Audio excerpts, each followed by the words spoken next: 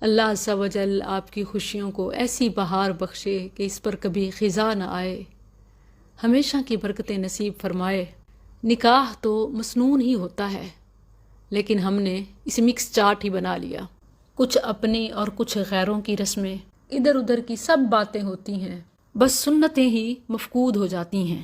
Fashion, فحاشی، نکالی، ہر حرام کاری ہوتی ہے، نہیں ہوتی تو یاد الہی نہیں ہوتی۔ خوشیاں دینے والے کو ہی ہم بھول جاتے ہیں۔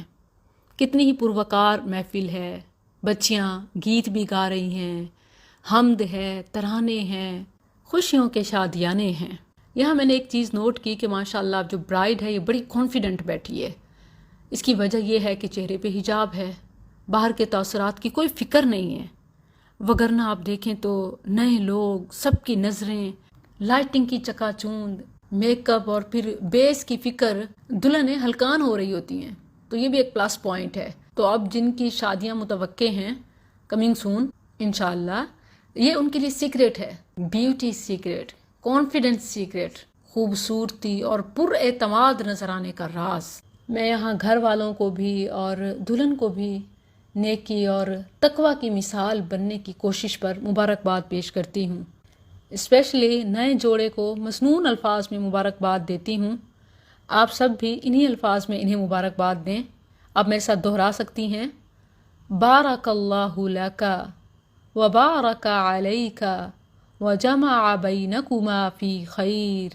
اللہ عز و جل آپ میں برکت عطا کرے اور آپ پر برکت نازل کرے اور آپ دونوں کو خیر و بھلائی پر جمع کرے۔ May Allah Azza wa Jal show you guys the right path in life. Happy نکاح، رفیق الجنہ انشاءاللہ۔ اللہ کرے کہ جنت کے ساتھی ہوں۔ اس کے لیے ہمیں شرعی تعلیمات کو قدم قدم پر سامنے رکھنا ہے۔ نبی صلی اللہ علیہ وسلم نے اس موقع پر دلہا کو، یہاں جو دلہا والے بیٹھے ہوں تو پلیز اپنے بچے کو جا کے یہ سمجھا دیجیے گا۔ ویسے تو پہلے یہ ٹریننگ کا وقت ہوتا ہے، لیکن اب بھی آپ انہیں ریمائنڈر دے دیں۔ ویسے بھی ساری نصیحتیں تو اسی موقع پہ کی جاتی ہیں۔ دلہا کے دوست اس موقع پہ اسے بیوی کو زیر کرنے کے اور دلہن کی سائیڈ والے خاوند کو مٹھی میں کرنے کے ٹپس سکھا رہے ہوتے ہیں، تو اصل میں آپ یہ سکھائیں۔ دلہے کو چاہیے کہ جب حجلہ عروسی میں دلہن کے پاس بیٹھے تو اس کے سر پر ہاتھ رکھ کر یہ دعا پڑھے، اللہم انی اسألک خیرہا وخیر ما جبلتہا علیہ وَأَعُوذُ بِكَ مِن شَرِّهَا وَمِن شَرِّ مَا جَبَلْتَهَا عَلَيْهِ۔ اے اللہ، میں اس کی بھلائی طلب کرتا ہوں اور جس پر تو نے اسے پیدا کیا ہے اس کی بھلائی کا سوال کرتا ہوں، اور تیری پناہ میں آتا ہوں اس کے شر سے اور اس چیز کے شر سے جس پر تو نے اسے پیدا کیا ہے۔ یہ بہت اہم دعا ہے اگر آپ سمجھ رہے ہوں، کیونکہ دیکھیں ہر انسان میں کچھ خوبیاں، کچھ خامیاں ہوتی ہیں۔ اسی لیے تو جو شادی کے بعد معاشرت ہے اس میں قرآنی تعلیم یہی ہے کہ ہو سکتا ہے کہ تمہیں کوئی چیز بیویوں کی، اپنی عورتوں کی ناپسند ہو، لیکن اس میں تمہارے لیے کچھ خیر بھی ہو، تو اس میں اسی خیر کا سوال ہے کہ جیسے ہر انسان میں کچھ خوبیاں، کچھ خامیاں ہوتی ہیں، تو اے اللہ، خاوند یہ کہہ رہا ہوتا ہے کہ میری بیوی میں جو خوبیاں ہیں اللہ تو وہ اس میں سے مجھے زیادہ سے زیادہ دے، اور جو کچھ بھی اس میں خیر ہے اس سے مجھے مستفید فرما، خیرہا و خیر ما جبلتہا علیہ۔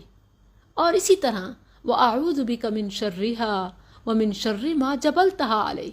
جس طرح ہر انسان میں کچھ خامیاں ہوتی ہیں، تو جو اس میں خامیاں ہیں یا جو کچھ اس کی فطرت میں برائیاں ہیں، ان تمام سے میں تیری پناہ میں آتا ہوں۔ سو موسٹ امپورٹنٹ دعا آن دس اوکیزن۔ اسی طرح زوجین کی زندگی میں کچھ خاص مگر حلال لمحات ہوتے ہیں، اس موقع کی بھی ایک خاص دعا ہے، بسم اللہ اللہم جنبنا الشیطان وجنب الشیطان ما رزقتنا۔ شروع کرتا ہوں اللہ کے نام سے، اے اللہ ہمیں شیطان سے دور رکھ، اور جو ہمیں اولاد عطا کرے اسے بھی شیطان سے دور رکھ۔ جو بھی اپنے اس تعلق سے پہلے یہ دعا پڑھ لے، اللہ عز و جل اسے اور اس کی آنے والی اولاد کو جو ان کے نصیب میں رزق ہوتا ہے شیطان کے شر سے محفوظ رکھتا ہے۔ اللہ عز و جل آپ سب سے راضی ہو اور ڈھیروں خوشیاں نصیب فرمائے۔ جو اپنے بہنوں بیٹیوں کے، بچوں کے رشتوں کے حوالے سے پریشان ہیں، اللہ عز و جل ان کے مسائل حل فرمائے اور جو اس پاک بندھن میں بندھ چکے ہیں، اللہ عز و جل انہیں اخلاص نصیب فرمائے اور